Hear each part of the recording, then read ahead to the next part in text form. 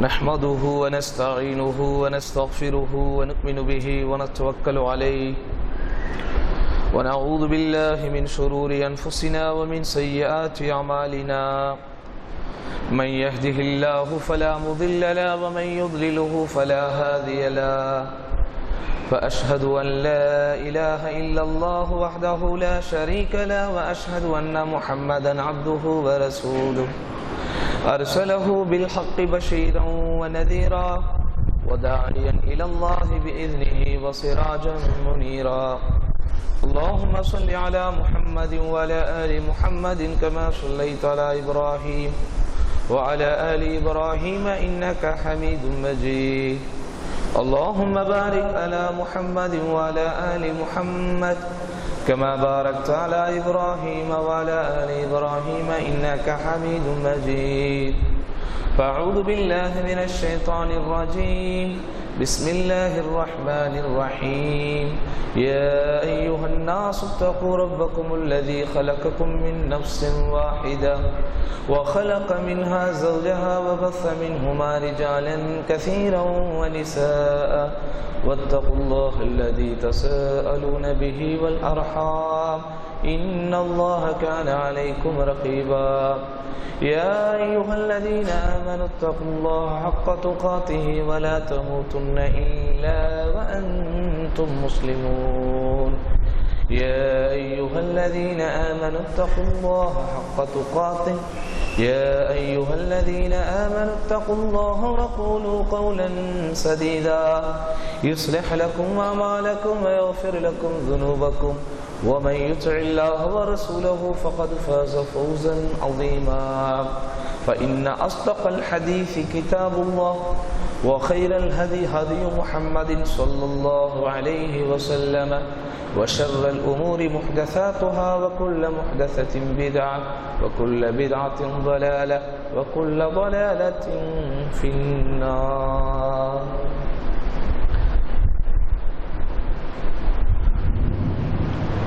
அன்பிற்கினிய சகோதர சகோதரிகளே,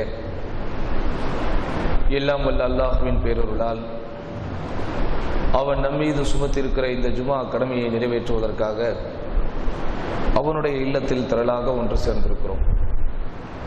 இந்த நேரத்தில் நாம் செய்கிற இந்த அமலுக்கும் ஏனைய எல்லா அமல்களுக்கும் உண்டான நிறைவான பலனை வல்லோன் அல்லாஹ் ஈருலகிலும் வழங்கியருள்வானாக என்ற பிரார்த்தனையோடு இன்றைய ஜும்மாவின் முதல் உரையை ஆரம்பம் செய்கிறேன். அருமை சகோதர சகோதரிகளே, இன்று நாம் ஹிஜ்ரி 1437 வருடத்தினுடைய இறுதி பகுதியில் இருக்கிறோம். 1438 ஆண்டினுடைய முஹர்ரம் நம்மை எதிர்நோக்கி காத்து கொண்டிருக்கிறது. ஆதலால் இந்த வேளையில் முஹர்ரம் மாதம் தரக்கூடிய சிந்தனைகள் குறித்து இந்த ஜுமாவில் இன்ஷா அல்லாஹ் நாம் பார்க்கவிருக்கிறோம். காரணம், நாம் வாழ்ந்து கொண்டிருக்கிற இந்த இந்திய நாட்டிலே கோட்ஸே ஆரம்பித்து வைத்த கலவரம் சமீபத்திய கோயம்புத்தூர் வரை அவர்களுடைய வாரிசுகளுடைய அடாவடித்தனங்களும் அட்டுழியங்களும் அநியாயங்களும் இஸ்லாமிய சமுதாயமாகிய நம்மை அச்சுறுத்தி கொண்டே இருக்கிறது. ஒவ்வொரு நாளும் புதிதாக ஏதேனும் ஒரு காரணத்தை மையமாக வைத்து கலவரங்கள் இன்றைக்கு சர்வசாதாரண நிலவரங்களாக இன்றைக்கு மாறிவிட்டது. ஒரு காலத்திலே சமூகங்களுக்கு மத்தியில் ஏதேனும் ஒரு காரணத்தை மையமாக வைத்து கலவரம் வரும். ஆனால் இன்றைக்கு கலவரத்தையே காரணமாக வைத்து பிற சமுதாய மக்களை, குறிப்பாக சிறுபான்மையின மக்களை இந்த பாசிச இந்துத்துவ காவிகள் கொடுமையான முறையில் அச்சுறுத்தி கொண்டிருப்பதையும் ஆளும் அரசாங்கங்கள் அதை கண்டுகொள்ளாமல் இருப்பதையும் இன்றைக்கு நாம் பார்த்து கொண்டிருக்கிறோம். இன்னும் கொஞ்சம் காலம் போனால் எப்படி ஆகிவிடும் என்றால், முஸ்லிம்கள் வசிக்கக்கூடிய பகுதிகளில் கலவரம் என்பது சாதாரண ஒன்றாகிவிடும். கலவரங்கள் வரும்போதெல்லாம் முஸ்லிம்கள் தங்களை பாதுகாத்துக் கொண்டாக வேண்டும் என்கிற ஒரு சூழ்நிலைக்கு நாம் தள்ளப்பட்டாலும் ஆச்சரியத்திற்கில்லை.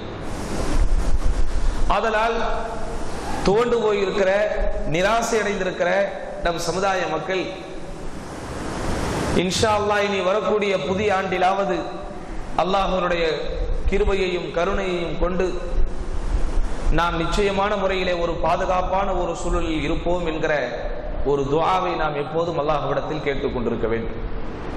அந்த அடிப்படையிலே சகோதரர்களே, நபிகள் நாயகம் ஸல்லல்லாஹு அலைஹி வஸல்லம் அவர்களுக்கு நபித்துவத்தை அல்லாஹ் ரப்பல் இஸ்ஸத் கொடுத்த காலத்தில் இருந்து இந்த முஹர்ரம் மாதத்தில், வருடத்தினுடைய புதிய துவக்கத்தில் ஏராளமான சமுதாய சாதனைகளை அல்லாஹ் நமக்கு நிகழ்த்தி காட்டியிருக்கிறான். தாசுஆ, ஆஷுரா என்கிற நோன்பை தாங்கி நிற்கிற இந்த முஹர்ரம் மாதம் எப்படி ஃபிரௌன் என்கிற கொடுங்கோலனுடைய ஆட்சியில் இருந்து மூசா அலைஹிஸ்ஸலாத்து வஸ்ஸலாம் அவர்களையும் அவர்களுடைய ஆதரவாளர்களையும் அவர்களை பின்பற்றிய ஈமான் கொண்டவர்களையும் அல்லாஹ் பாதுகாத்து அவர்களுக்கு ஒரு தனிப்பெரும் சுதந்திரத்தை கொடுத்து தன்னிகரற்ற முறையில் அவர்களுக்கு ஒரு நல்ல வாழ்க்கையை கொடுத்தானோ, அதே போன்றுதான் பெருமானார் ஸல்லல்லாஹு அலைஹி வஸல்லம் அவர்களுடைய நபித்துவத்திலே அவர்கள் மேற்கொண்ட இந்த ஹிஜ்ரத்து பயணம் என்பது அவர்களுடைய வாழ்வியல் வரலாற்றின் மறைக்க முடியாத ஒரு மைல்கல்லாக திகழ்ந்தது. அன்றிலிருந்தே இஸ்லாமிய ஆர்வலர்கள், குறிப்பாக வரலாற்று நிபுணர்கள், முஹர்ரம் மாதத்தில் இஸ்லாமிய சமுதாய மக்களுக்கு இறைவன் ஏற்படுத்தி கொடுத்திருக்கக்கூடிய வரலாற்று ரீதியான சாதனைகளையும் சாகசங்களையும் நமக்கு தொகுத்து கொடுத்திருக்கிறார்கள். அதில் உள்ள எல்லா விஷயங்களையும் ஒரு ஜுமா உரையிலே பார்ப்பது என்பது இயலாத காரியம் என்றாலும், நமக்கு ஈமானுடைய புத்துணர்ச்சியை பெற்றுத் தருவதற்கும் இறைவன் மீது நமக்கு இருக்கக்கூடிய நம்பிக்கையை இன்னும் வலுப்படுத்துவதற்கும், என்னதான் காவிகளும் பாவிகளும் நம்மை துவம்சம் செய்வதற்கு முடிவெடுத்தாலும் எல்லாரையும் படைத்து பரிபாலித்து ரட்சித்து பரிபக்குவப்படுத்தி பாதுகாத்துக் கொண்டிருக்கிற அல்லாஹ்வுடைய வல்லமை நம்மை பாதுகாக்கும் என்கிற அந்த ஒரு நம்பிக்கை, ஒரு ஆதரவை நமக்கு மத்தியில் வருவதற்காக வேண்டி நாம் சில விஷயங்களை இப்போது பார்க்க போகிறோம். அருமை சகோதரர்களே, இந்தியா உட்பட உலக நாடுகளில் வாழக்கூடிய முஸ்லிம்களை அச்சுறுத்துவதற்கென்றே ஒரு கூட்டம் இயங்கிக் கொண்டிருக்கிறது. அந்த கூட்டத்தை எல்லாம் தலைமை தாங்கி நடத்தி கொண்டிருப்பவர்கள் யார் என்றால், இலுமினாட்டிகள் என்று அழைக்கப்படுகின்ற யூதர்களின் குல கொழுந்துகள். அந்த இலுமினாட்டிகள் தான் உலகத்திலே இருக்கிற எல்லா நாடுகளிலும் எங்கெல்லாம் இஸ்லாமியர்களுக்கு எதிரான, முஸ்லிம் சமுதாயத்திற்கு எதிரான தாக்குதல்களை நடத்துவதற்காக வேண்டி சிலர் இருக்கிறார்களோ அவர்களை எல்லாம் ரகசியமான முறையிலே, கொள்கை அளவிலும் ரகசியமான அளவிலே அவர்களுக்கிடையில் வெறிகளை ஏற்றி இஸ்லாத்திற்கும் இஸ்லாமியர்களுக்கும் எதிராக அவர்களை பயணிக்க வைப்பதுதான் அவர்களுடைய ஒரே ஒரு அஜெண்டா. அந்த இலுமினாட்டிகளின் மூத்த தலைவர்கள் இருப்பார்கள் அல்லவா, அவர்களுடைய மூத்த மூதாதையர்கள். அப்படிப்பட்ட மூதாதையர்களுக்கு அல்லாஹ்வுடைய அருளை கொண்டு ரசூலுல்லாஹி ஸல்லல்லாஹு அலைஹி வஸல்லம் அவர்கள் முடிவு கட்டிய தினம் இந்த முஹர்ரம் மாதத்திலே தான் நடந்தது. பெருமானார் ஸல்லல்லாஹு அலைஹி வஸல்லம் காலத்திலே நமக்கு தெரியும், இந்த யூதர்கள் பனு கைனுகா என்றெல்லாம், பனு நவர், பனு குறைவா என்றெல்லாம் 3 பெயர்களாக இயங்கி வந்தார்கள். பெயர்கள் தான் அவர்களிடையே வித்தியாசப்படும், ஆனால் கொள்கை ஒன்றுதான். இன்றைக்கு எப்படி இந்தியாவிலே முஸ்லிம்களுக்கு எதிராக செயல்பட்டுக் கொண்டிருப்பவர்கள் பிஜேபி என்றும் RSS என்றும் விஸ்வ இந்து பரிஷத் என்றும் சிவசேனா என்றும் ஒவ்வொரு இடத்தில் பெயரை மாற்றி மாற்றி அறியப்படுகிறார்களோ, அதே போன்று பெருமானார் ஸல்லல்லாஹு அலைஹி வஸல்லம் காலத்திலும் அவர்கள் பெயர்கள் தான் வித்தியாசம். பனு கைனுகா, பனு நவர், பனு குறைவா. ஆனால் இவர்கள் எல்லாருமே கொள்கை அளவில் ஒன்றுதான். அப்படிப்பட்ட அனைத்துலக யூதர்களுக்கும் அகிலத்தின் அருட்கொடை அண்ணன் பெருமானார் ரசூலுல்லாஹி ஸல்லல்லாஹு அலைஹி வஸல்லம் முடிவு கட்டியது இதே முஹர்ரம் மாதத்தில் தான். ஒரு மிக சிறப்பான சரித்திர புகழ் பெற்ற ஒரு யுத்தம் இந்த முஹர்ரம் மாதத்திலே தான் நடந்தது. அது என்னது? கைபர் யுத்தம் என்பது. அந்த கைபர் யுத்தத்திற்கான முக்கியமான திருப்பங்கள் இந்த முஹர்ரமுடைய மாதத்தில் தான் நடந்தது. ஹிஜ்ரி 7ஆம் ஆண்டு நபிகள் நாயகம் ஸல்லல்லாஹு அலைஹி வஸல்லம் அவர்கள் மதீனாவில் நமிலா இப்னு அப்துல்லா என்று சொல்லக்கூடிய ஒரு நபி தோழரை தன்னுடைய இடத்திலே பிரதிநிதியாக வைத்துவிட்டு தானே புறப்பட்டு செல்கிறார்கள் கைபர் களத்தை காண்பதற்கு. அங்கே அந்த யஹூதிகள் பெரிய பெரிய கோட்டைகளை தங்களுக்கு பாதுகாவல்களாக ஏற்படுத்தி பெருமானார் ஸல்லல்லாஹு அலைஹி வஸல்லம் அவர்களை நேரடியாக சந்திக்க முடியாமல், அதே நேரத்தில் போர்க்களத்தினுடைய கால அவகாசங்களை நீட்டித்து பெருமானார் ஸல்லல்லாஹு அலைஹி வஸல்லம் அவர்களையும் அவர்கள் தம் படைகளையும் வந்த வழியிலேயே அவர்களை செல்வதற்குண்டான எல்லா பகீரத பிரயத்தனங்களையும் செய்தார்கள்.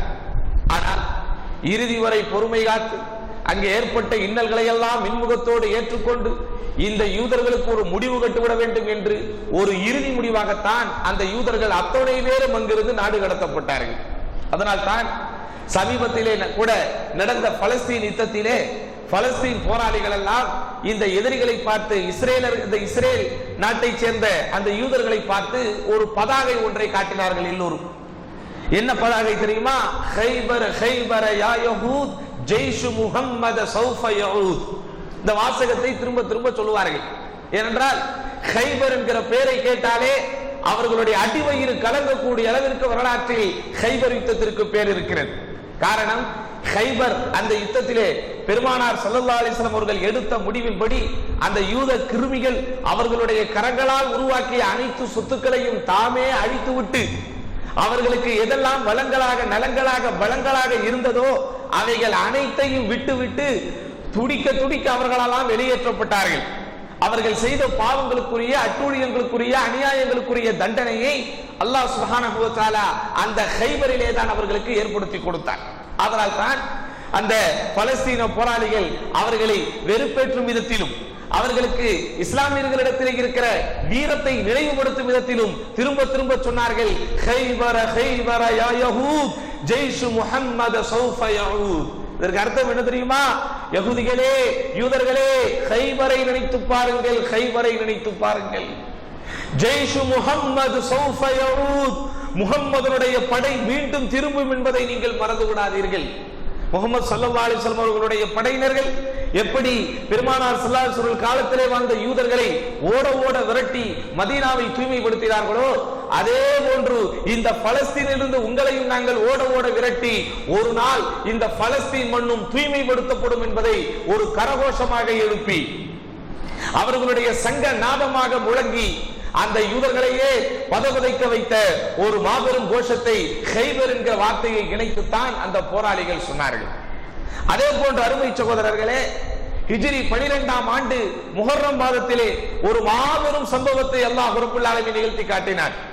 உமர் இப்னு கத்தாப் ரலியல்லாஹு அன்ஹு அவர்கள் ஆட்சி தலைவராக இருந்த தருணம், அந்த தருணம் அரபிகள் அரபு என்கிற எல்லையை தாண்டி, அரபு என்கிற எல்லைகளை தாண்டி அஜமுதல் இருக்கிற இடத்திலும் இஸ்லாமிய மார்க்கம், இஸ்லாமிய ஆட்சி கோவக்க துவங்கிய காலம் அந்த காலம்.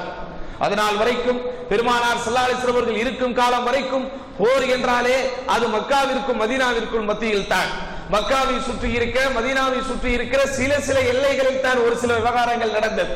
ஆனால் பாரசீகங்கள் என்று தம்மட்டம் அடித்துக் கொண்டு உலக நாடுகளை எங்களுடைய கட்டுப்பாட்டின் கீழ் தான் வைத்திருக்கிறோம் என்று வல்லரசுகளாக தங்கை இடம் காட்டிக் கொண்டிருந்த பாரசீகத்தினுடைய முழுமையான அந்த கண்ட்ரோல், முழுமையான ஆதிக்கத்தை இஸ்லாமியர்கள் பெற்றது உமர் இப்னு கத்தாப் ரலியல்லாஹு அன்ஹுடைய காலத்தில் தான். அதிலும் குறிப்பாக இந்த ஹிஜ்ரி 12ஆம் ஆண்டு இஸ்லாமிய வரலாற்றில் மாபெரும் வீரர் என்று அறியப்படக்கூடிய காலித் இப்னு வலீத் ரலியல்லாஹு அன்ஹு அவர்கள் தலைமையிலே ஹர்மஸ் என்ற மிக புகழ்பெற்ற வீரன் தலைமை தாங்கிக் கொண்டிருந்த பாரசீக படையை இஸ்லாமியர்கள் தோற்கடித்து பாரசீகத்தின் முக்கியமான பகுதி இஸ்லாமிய மக்களுடைய அந்த கட்டுப்பாட்டின் கீழ் வந்ததும் இதே முஹர்ரம் மாதத்தில் தான். அருமை சகோதரர்களே, இந்த போர் ஏன் தெரியுமா வரலாற்றிலே இன்னும் நினைவிலே இருக்கிறது? பெரும்பாலும் பொதுவாக உலகத்தினுடைய போர் நடைமுறைகள் என்ன தெரியுமா? தளபதிகள் எல்லாம் பாதுகாப்பான இடத்திலே இருந்து கொண்டு, தலைவர்கள் எல்லாம் பாதுகாப்பான இடத்திலே இருந்து கொண்டு சிப்பாய்களையும் போர் வீரர்களையும் தான் ஆயுதங்களாக பயன்படுத்துவார்கள். இவர்களெல்லாம் விற்களை போல இருப்பார்கள். அந்த சிப்பாய்கள் தான் அம்புகளை போல் எதிரிகளை நோக்கி பாய்வார்கள். ஆனால் இந்த போரிலே வித்தியாசமாக காலித் இப்னு வலீத் ரலியல்லாஹு அன்ஹு அவர்கள், கஅகா இப்னு அம்ர் ரலியல்லாஹு அன்ஹு அவர்கள் போன்ற மிகப்பெரிய வீரர்கள் தீரர்கள் எல்லாம் மல்யுத்தம் செய்து வெற்றியை ஈட்டிய போர் இந்த போர். போர் துவங்குவதற்கு முன்பு அந்த ஹிர்மஸ் என்பவன் ஒரு திட்டம் ஒன்று தீட்டியிருந்தார். காலித் இப்னு வலீத் அவர்களுடைய வீரத்தை பற்றி அதிகமாக கேள்விப்பட்டிருந்த ஹிர்மஸ் தன்னுடைய கூட்டத்தினர்களுக்கு மத்தியில் காலித் இப்னு வலீதை எப்படியாவது கொன்றே தீர வேண்டும் என்று முடிவெடுத்து காலித் இப்னு வலீத் அவர்களிடத்திலே ஒத்தைக்கு ஒத்தை சண்டைக்கு நீ தயாரா என்று கேட்டான். இந்த போர் மரபு அரபுகள் அறிமுகப்படுத்திய போர் மரபு. பத்ர் யுத்தத்திலே நமக்கு தெரியும், அலி ரலியல்லாஹு அன்ஹு, அபூ உபைதா இப்னுல் ஜர்ராஹ் ரலியல்லாஹு அன்ஹு உட்பட 3 நபி தோழர்களை பெருமானார் ஸல்லல்லாஹு அலைஹி வஸல்லம் தேர்ந்தெடுத்து குறைஷிகளோடு மல்யுத்தம் செய்ய வைத்தார்கள். அந்த பரம்பரையிலே வந்த காலித் இப்னு வலீத் எதிரி, அதுவும் ஹிர்மஸ் என்கிற உலக புகழ் பெற்ற வீரன், பாரசீகத்திலே தேடி பிடித்தாலும் அப்படி ஒரு வீரனை பிடிக்க முடியாது. அப்படிப்பட்ட ஒரு வீரன் காலித் இப்னு வலீத் ரலியல்லாஹு அவர்களை நேருக்கு நேர் ஒத்தைக்கு ஒத்தை வா என்று அழைத்த போது உடனே ஒத்துக்கொண்டு வந்தார்கள் காலித் ரலியல்லாஹு அன்ஹு. ஒரு வேடிக்கை என்ன தெரியுமா? இவன் என்னதான் வெளிரங்கமாக வீரத்தை மக்களுக்கு காட்டி காலித் இப்னு வலீத் அவர்களை சண்டைக்கு ஒத்தைக்கு ஒத்தை வா என்று அழைத்திருந்தாலும் மறைமுகமாக ஒரு திட்டம் ஒன்றை தீட்டி வைத்திருந்தார். என்ன திட்டம் தெரியுமா? முபாரசா என்று அழைக்கப்படக்கூடிய அந்த மல்யுத்தத்திற்கு காலித் இப்னு வலீத் வந்து கொஞ்ச நேரம் சண்டை நடந்து கொண்டிருக்கும் போதே இவன் அங்கே சில வீரர்களை ரகசியமாக வைத்திருந்தான். அவர்கள் எல்லாம் மல்யுத்தம் நடக்கிற இடத்திற்கு திடீரென்று கிளம்பி வந்து காலித் இப்னு வலீதை சரமாரியாக குத்தி கொண்டு விட வேண்டும் என்பது அவருடைய திட்டம். ஆனா இதில் யாருமே எதிர்பார்க்காதவன் என்ன தெரியுமா நடந்துச்சு? ஒரு மல்யுத்தம் என்றால் அதற்கென்று சில நேரங்கள் இருக்கும். எதிரியினுடைய வீரத்தை பொறுத்து, எதிரியினுடைய அனுபவத்தை பொறுத்து ஒரு 10 நிமிடம் அல்லது 15 நிமிடம் இந்த மல்யுத்தம் தொடரலாம் என்று ஒரு கணிக்க முடியும். ஆனால் பாருங்கள், காலித் இப்னு வலீத் ரலியல்லாஹு அன்ஹு அவர்கள் அவனோடு இறங்கி துவங்கிய சில வினாடிகளில் அவருடைய கதை முடித்து விட்டார்கள். என்ன பிளான் பண்ணா, சண்டை நடந்துகிட்டே இருக்கும் போது, சண்டை உக்கிரத்தை தொடும் போது பதுங்கி இருக்கக்கூடிய வீரர்கள் கிளம்பி வந்து கொள்ள வேண்டும் என்று.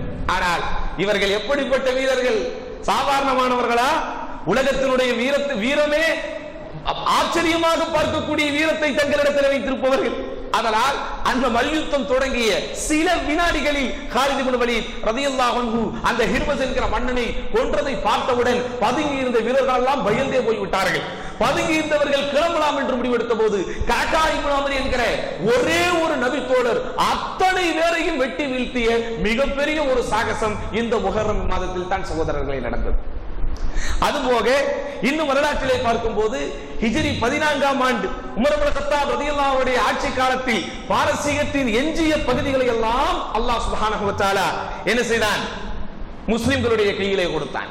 அந்த சம்பவத்தில் தான் உமர் இப்னு கத்தாப் அவர்கள் சொன்னார்கள், வல்லாஹி லஅத்ரிபன்ன முலூக்கல் அஜம் பிமுலூக்கில் அரப்.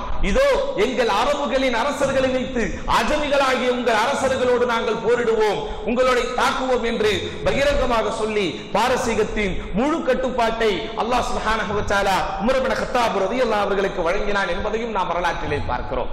அருமை சகோதரர்களே, இப்படி ஏராளமான சரித்திர சாகசங்கள், ஏராளமான சரித்திர சாதனைகள் இந்த முஹர்ரம் மாதத்தினுடைய துவக்கத்தில், வருடத்தினுடைய துவக்கத்தில் அல்லாஹ் ரப்புல் இஸ்ஸத் ஏற்படுத்தி தந்திருக்கிறார். இன்னும் சொன்னால் ஆச்சரியப்படுவீர்கள். உமர் இப்னு கத்தாப் ரலியல்லாஹு அன்ஹு அவர்கள் கொல்லப்பட்டதற்கு பிறகு ஆட்சி கட்டிலே உஸ்மான் இப்னு அஃபான் ரலியல்லாஹு அன்ஹு அவர்கள் அமர்ந்தது ஹிஜ்ரி 24ஆம் ஆண்டு முஹர்ரம் மாதத்திலே தான். அதனால் முஸ்லிம்களாகிய நாம் எந்த கட்டத்திலும் துவண்டு போய்விட வேண்டாம். முஸ்லிம்களாகிய நாம் எந்த கட்டத்திலும் பலகீனப்பட்டு விட வேண்டாம். நம்முடைய வரலாறு நெடுகிலும் சாதனைகளும் சாகசங்களும் நிரம்பி இருக்கிறது. நம்முடைய சரித்திரம் உண்மையான ஒரு சரித்திரம். நம்முடைய சரித்திரம் தியாகத்தாலும் அர்ப்பணிப்புகளாலும் உருவாக்கப்பட்ட ஒரு சரித்திரம். பொய்யோ புரட்டோ, கற்பனைகளோ, கட்டுக்கதைகளோ, சூதுகளோ, வாதுகளோ, கள்ளங்களோ, கபடங்களோ எதுவுமே இல்லாத தூய்மையான அப்பழுக்கற்ற ஒரு வரலாற்றுக்கு சொந்தக்காரர்கள் நாம் என்பதை நாம் நெஞ்சிலே நிறுத்த வேண்டும். இன்னும் சொல்ல போனால் சகோதரர்களே, அதே போன்று வரலாற்று நெடுகிலும் பார்க்கும் போது ஹிஜ்ரி 127ஆம் ஆண்டு இதே முஹர்ரம் மாதத்திலே உமையாக்கள் ஆட்சி செய்து கொண்டிருந்த தருணம். அப்போது அவர்களுக்கு உட்கட்டமைப்பு பிரச்சனை வருகிறது. அவர்களுடைய கிலாபத்தையே, அவர்களுடைய ஆட்சி அமைப்பையே உடைத்து தள்ளக்கூடிய அளவிற்கு உட்கட்ட நெரிசல் வரும்போது அந்த உட்கட்ட நெரிசல்கள் சரி செய்யப்பட்டு ஒரே தலைமையின் கீழ் முஸ்லிம்கள் பயணித்ததும் இந்த ஹிஜ்ரி 127ஆம் ஆண்டு முஹர்ரம் மாதத்திலே பார்க்கலாம். இதே போன்று ஹிஜ்ரி 187 ஆண்டு அப்பாசிகளுடைய ஆட்சி காலத்தில், அப்பாசிகள் என்று நீங்கள் பார்த்தீர்களேயானால் அவர்களில் புகழ்பெற்ற அரசராக கலீஃபா ஹாரூன் அர் ரஷீத் அவர்கள் விளங்கினார்கள். இஸ்லாமிய சரித்திரத்தை பொறுத்த வரைக்கும் ரசூலுல்லாஹி ஸல்லல்லாஹு அலைஹி வஸல்லம் காலத்திற்கு பிறகு 4 கலீஃபாக்கள், அவர்களுக்கு பிறகு உமையாக்கள், அவர்களுக்கு பிறகு அப்பாசிகள், அப்பாசியர்களுக்கு பிறகு உஸ்மானியர்கள், அதற்கு பிறகு கொஞ்சம் கொஞ்சமாக கிலாபத்துகள் உடைக்கப்பட்டு அங்கும் இங்கும் சிற்றரசர்கள் உருவாகி ஒரேடியாக இஸ்லாமிய கிலாபத்திற்கு ஒரு முடிவு பின்னால் தான் வந்தது. அதுக்கு பிறகுதான் இந்த உலக யுத்தங்கள் எல்லாம் நடந்து முடிந்ததற்கு பிறகு இனி உலகத்தில் யுத்தமே நடக்கக்கூடாது என்று இவர்களாக பேசிக்கொண்டு ஆளாளுக்கு எல்லைகளை பிரித்துக் கொண்டு இன்றைக்கு ஒரு சில நாடுகள் அரபு நாடுகளாக, ஒரு சில நாடுகள் இஸ்லாமிய நாடுகளாக, இன்னும் சில நாடுகள் ஜனநாயகத்தின் நாடுகளாக, இப்படி அவரவர்களாகவே பிரித்துக் கொண்டு ஆட்சி செய்து கொண்டிருக்கிறார்கள். என்னதான் உலகத்திலே 60 இஸ்லாமிய நாடுகள் இருக்கிறது, 70 இஸ்லாமிய நாடுகள் இருக்கிறது என்று நாம் பெருமை பேசினாலும் 70 தலைமைகள் நமக்கு இருக்கிறது என்பதை கொஞ்சம் வருத்தத்தோடு நாம் சிந்திக்க கடமைப்பட்டிருக்கிறோம்.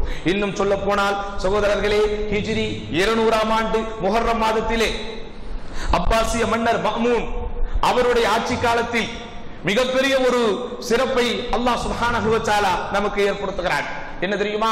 அவர்களுடைய ஆட்சி காலத்திலும் உட்கட்டமைப்புக்கு பிரச்சனை வந்து, உள்நாட்டு குழப்பங்கள் ஏற்படக்கூடிய ஒரு சூழலை வந்து, சிலர் இந்த கலீஃபாவை ஏற்றுக்கொள்ள மாட்டேன், கலீஃபாவிற்கு நான் கட்டுப்பட மாட்டேன், நான் புதியதொரு ஆட்சியை உருவாக்க போகிறேன் என்கிற குழப்பங்கள் வந்தபோது அந்த குழப்பங்கள் அல்லாஹ்வுடைய கிருபையால் சீர் செய்யப்பட்டது இந்த ஹிஜ்ரி 200 ஆண்டு முஹர்ரம் மாதத்தில் தான் என்பதை வரலாற்று நிபுணர்கள் நமக்கு சொல்லித் தருகிறார்கள். இதை விடவெல்லாம் இன்றைக்கு நாம் வாழ்ந்து கொண்டிருக்கக்கூடிய சமகாலத்தில் இஸ்லாமியர்களுடைய வீரமும் இஸ்லாமியர்களுடைய அந்த துணிவும் எப்படி இருக்கும் அல்லது எப்படி இருந்திருக்கும் என்பதை நாம் சிந்திக்கும் பொருட்டு ஒரு மாபெரும் சம்பவம் ஹிஜ்ரி 1213 ஆண்டு முஹர்ரம் மாதத்திலே நடந்தது. அது எப்படிப்பட்ட தருணம் தெரியுமா? எகிப்து என்று நாம் சொல்லுகிறோமே, மிஸ்ர், எகிப்து என்று சொல்லுகிறோமே, எகிப்து என்று சொல்லுகிறோமே, அந்த தேசத்தின் கடலிலே ஆங்கிலேயர்களுக்கும் பிரான்ஸ் நாட்டை சார்ந்த பிரெஞ்சுக்காரர்களுக்கும் இடையே யுத்தம் வருகிறது. பிரெஞ்சுக்காரர்களை தாக்குவதற்காக வேண்டி ஆங்கிலேயர்கள் எகிப்து வழியாகத்தான் செல்ல வேண்டி இருக்கிறது.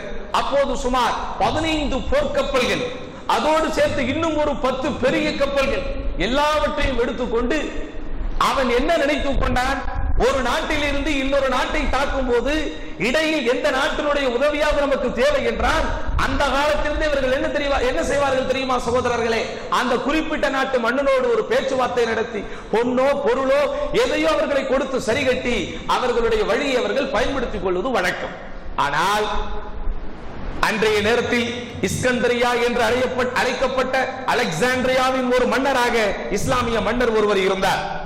அவர் எக்காரணத்தை கொண்டும் இந்த ஆங்கிலேயர்களுக்கு எங்களுடைய அந்த ஒத்துழைப்பை தரவே மாட்டோம் என்று முடிவெடுக்கிறார். அஸ்-சய்யித் முஹம்மது கரீம் என்கிற பெயரில் உள்ள ஆட்சியாளர். என்ன தெரியுமா? அவர்களுக்கு இடையில ஒரு அக்ரிமெண்ட், நாங்கள் பிரெஞ்சுக்காரர்களுடைய கப்பலை பிடிக்க போகிறோம், அதற்கு உங்கள் வழியாக நாங்கள் செல்ல போகிறோம், செல்லுவதற்கு உங்கள் நாட்டில் இருந்து எங்களுக்கு நீங்கள் உணவையும் குடிப்பதற்கு தண்ணீரையும் நீங்கள் சப்ளை செய்ய வேண்டும், நீங்கள் எவ்வளவு பணத்தை கேட்கிறீர்களோ எவ்வளவு காசை கேட்கிறீர்களோ அதை நாங்கள் தருவோம். இன்றைக்கு இந்த வெள்ளை அமெரிக்கர்களுடைய சிந்தனை எப்படி இருந்திருக்கிறது சகோதரர்களே? இன்றைக்கு எப்படி ஒரு சில இஸ்லாமிய நாடுகள், சின்னஞ்சிறு இஸ்லாமிய நாடுகளிடத்திலே உங்களுக்கு நாங்கள் அதை உருவாக்கி தருகிறோம், இதை உருவாக்கி தருகிறோம் என்று சொல்லி அந்த தேசத்தின் அரசியலில் இவர்கள் ரகசியமாக உள்ளே நுழைந்து ஒரு காலகட்டம் கடந்ததற்கு பிறகு அந்த தேசத்தின் அரசியல் அதிகாரத்தையே தங்கள் கையிலே எடுத்துக் கொள்வார்கள். இன்றைக்கு ஏன் பலஸ்தீன் விவகாரத்திலே இத்தனை தேசங்கள் நம்மிடத்திலே இருந்தும், இத்தனை ஆட்சி தலைவர்கள் இருந்தும் ஏன் ஒரு முடிவை அவர்களால் ஒன்றாக இருக்க முடியவில்லை?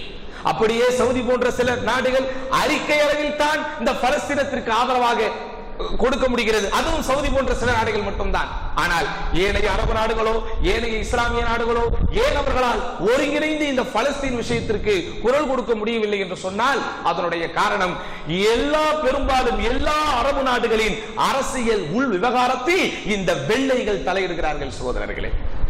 இதை கொள்கை அளவில் சரிகாணாமல் ஒரு காலம் ஒத்துழைப்பை தரமாட்டேன் என்று சொல்லி மிக தெளிவாக ஹாதிஹி பிலாது சுல்தான், இது சுல்தான்கள் ஆட்சி செய்யக்கூடிய நாடு.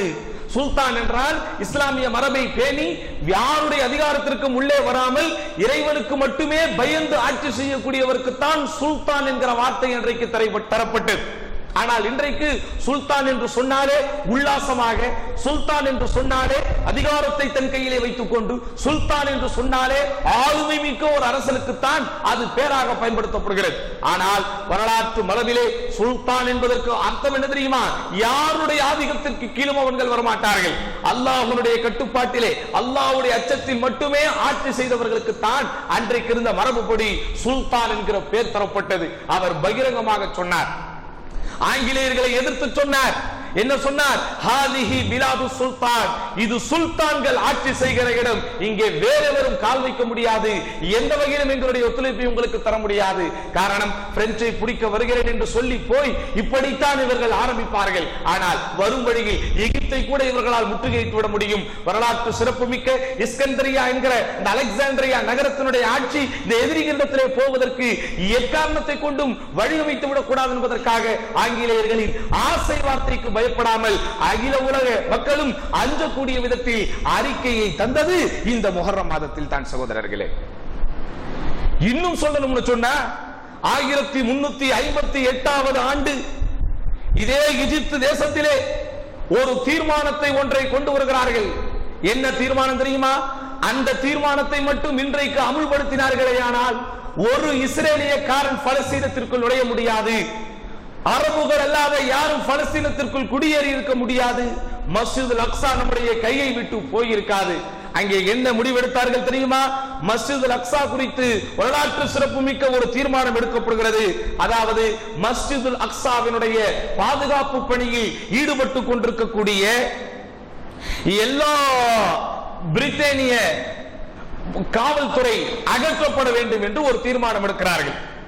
எப்போது பலஸ்தீன் இஸ்ரேலுக்காக தரப்பட்டு விட்டதோ, இஸ்ரேல் என்பது ஒரு நாடே அல்ல சகோதரர்களே. நமக்கு தெரியும், பலஸ்தீனை ஆக்கிரமிக்க வேண்டும் என்பதற்காக வேண்டி இரண்டாம் உலக யுத்தத்திற்கு பிறகு இரண்டாம் உலக யுத்தத்திலே யூதர்கள் பங்கெடுத்ததற்கு ஒரு பரிசாகத்தான் உலக கேடுகட்ட அரசியல்வாதிகளுடைய திட்டமிட்டலின் காரணத்தினால் அந்த பலஸ்தீன் அவர்களுக்கு கொடுக்கப்பட்டது. அந்த பலஸ்தீனிலே மஸ்ஜித் அல்-அக்ஸாவை பாதுகாக்கக்கூடிய பணியில் சர்வதேச தரப்புடன் சர்வதேச அரசியல் ஒப்புதலுடன் இந்த பிரிட்டன் நாட்டை சேர்ந்த காவல்துறைகள் எல்லாம் பாதுகாப்பு பணியில் ஈடுபட்டிருப்பார்கள். இவர்கள் எங்களுடைய மஸ்ஜிதிற்குள் வரவே கூடாது, இவர்கள் எங்களுடைய மஸ்ஜிதை தொடுவதற்கு அருகதையற்றவர்கள் என்பன போன்ற தீர்மானம் ஏற்றப்பட்டதும் இந்த முஹர்ரம் மாதத்தில் தான். இப்படி ஏராளமான சம்பவங்களை அடுக்கிக் கொண்டே சொல்லலாம். எதற்காக இந்த விஷயம் இந்த ஜும்மா குத்பாவில் இஸ்லாமியர்களுடைய சிந்தனைக்கு கொண்டு வரப்படுகிறது என்றால், அருமை சகோதரர்களே, என்னதான் அவ்வப்போது நமக்கு பின்னடைவுகள் வருவதாக நாம் பார்த்தாலும், என்னதான் அவ்வப்போது நமக்கு பிரச்சனைகள் வருவதாக பார்த்தாலும், எல்லா பிரச்சனைகளும் பின்னடைவுகளும் அல்லாஹ் சுப்ஹானஹு வ தஆலா ஒரு குறிப்பிட்ட அளவு சோதனைக்கு பிறகு நிச்சயமாக நமக்கு நன்மைகளாகத்தான் மாற்றுவான். அந்த வகையில் தான் கடந்த வாரம் வெள்ளிக்கிழமையில் கோயம்புத்தூரிலே நடந்த கலவரங்கள் அனைவரும் நாம் பார்த்தோம். செய்தித்தாள்களின் மூலமாகவும் வாட்ஸ்அப், பேஸ்புக் போன்ற சமூக வலைத்தளங்கள் மூலமாகவும் முஸ்லிம்கள் எப்படியெல்லாம் பாதிக்கப்பட்டார்கள் என்பதை பார்த்தோம். காட்டுமராண்டிகள் பிரியாணி கடையை கூட விட்டு வைக்காமல் பிரியாணி சட்டியை அண்டாவோடு தூக்கி போன செய்திகளை எல்லாம் செய்தித்தாள்களிலே பார்த்தோம். இப்படிப்பட்ட மோசமான ஒரு சூழ்நிலைகள் அங்கே அரங்கேறிய போதும் நடந்தேறிய போதும் மாஷா அல்லாஹ் இஸ்லாமிய பெருமக்கள் அங்கே பொறுமையை காட்டினார்கள். இஸ்லாமிய மக்கள் அங்கே சகிப்புத்தன்மையோடு காட்டினார்கள். எந்த விதத்திலும் உணர்ச்சி வசப்பட்டு விடாமல் எதையும் இஸ்லாமிய மார்க்கத்திற்கு ஆதரவாக ஆக்கிக் கொள்ள வேண்டும் என்கிற ஒரு தன்மை, ஒரு பக்குவம், ஒரு பண்பாடு பெரும்பாலும் முஸ்லிம்களிடத்திலே வந்து விட்டது. அதனால் தான் அந்த கலவரம், அதை கலவரம் என்று சொல்லக்கூடாது, தாக்குதல் என்றுதான் சொல்ல வேண்டும். ரெண்டு பேரும் மாறி மாறி அடித்துக் கொண்டால் தானே கலவரம், இரண்டு சமூகங்கள் மாறி மாறி சண்டையிட்டுக் கொண்டால் தானே கலவரம். ஒரே ஒரு சமுதாயம், ஒரே ஒரு சமூகம், அதுவும் மனசாட்சியோ மனிதநேயமோ மனிதாபிமானமோ சிங்கிற்றும் இல்லாத ஒரு காட்டு கூட்டம் கைகளில் கொடுமையான ஆயுதங்களை தாங்கிக் கொண்டு பயங்கரமான முஸ்லிம்களை வெறுப்பேற்றக்கூடிய கோஷங்களை எழுப்பிக் கொண்டு அதிலே கலந்து கொண்டவர்களை நீங்கள் பார்த்தால் சகோதரர்களை ஆச்சரியப்படுவீர்கள். 18 வயது 17 வயது 16 வயது நிரம்பிய சிறுவர்கள் தான் அதிலே அதிகமாக இருந்தார்கள். முஸ்லிம்கள் எச்சரிக்கையாக இருக்க வேண்டிய தருணம் இதுதான். பாருங்கள் எந்த அளவிற்கு அந்த சிறு பிள்ளைகளுக்கு இஸ்லாத்திற்கும் முஸ்லிம்களுக்கும் எதிரான விஷயங்கள் எல்லாம் நஞ்சாக அவர்களுடைய பிஞ்சு நெஞ்சிலே ஊற்றப்பட்டு, இஸ்லாம் என்றால் என்ன, முஸ்லிம்கள் என்றால் யார் என்று எதுவுமே தெரியாமல் முஸ்லிம்கள் அவர்களை மோசமான முறையிலே விமர்சித்துக் கொண்டு, ஸ்கூல் பிள்ளைகளை ஒரு ஆட்டோ எடுத்துக்கொண்டு வருகிறார் ஒரு டிரைவர். யாரு? பள்ளிக்கூடத்திலே படிக்கிற சின்ன பிள்ளைகள் அந்த ஆட்டோவிலே வருகிறார்கள். அதை பார்த்தால் உண்மையிலேயே எவ்வளவு பெரிய காட்டுமிராண்டியாக இருந்தாலும் அவனுக்கு கொஞ்சமாவது மனிதநேய மனிதாபிமானம் வரும். ஆனால் குழந்தைகள் அந்த ஆட்டோவிற்குள் இருக்கிறார்கள் என்பதை கூட பார்க்காமல் இந்த ஆட்டோவின் கண்ணாடியை உடைக்கிறேன் என்று கல்லை எரிந்து, சகோதரர்களே, குழந்தைகள் எல்லாம் அங்கே சிதறி கீழே விழுந்து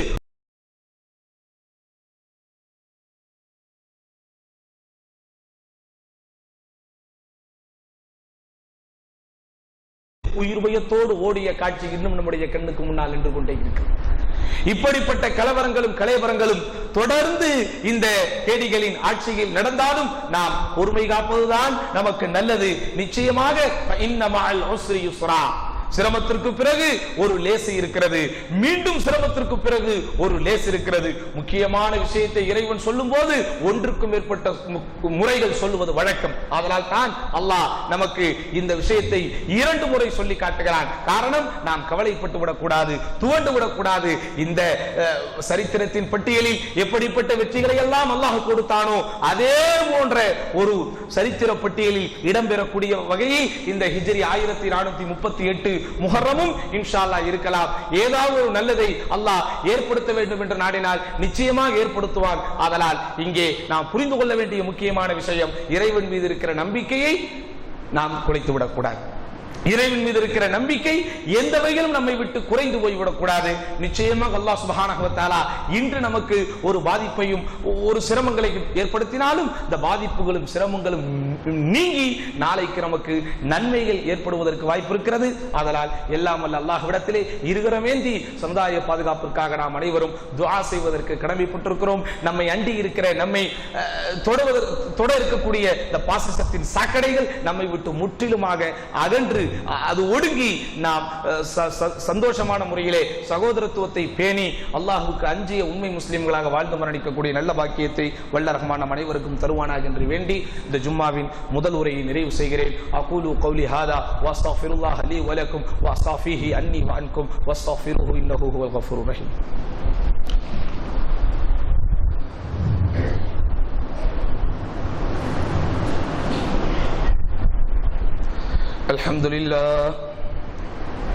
الحمد لله رب العالمين والصلاة والسلام على أشرف الأنبياء محمد المرسلين وعلى آله وصحبه ومن تبعهم بإحسان إلى يوم الدين.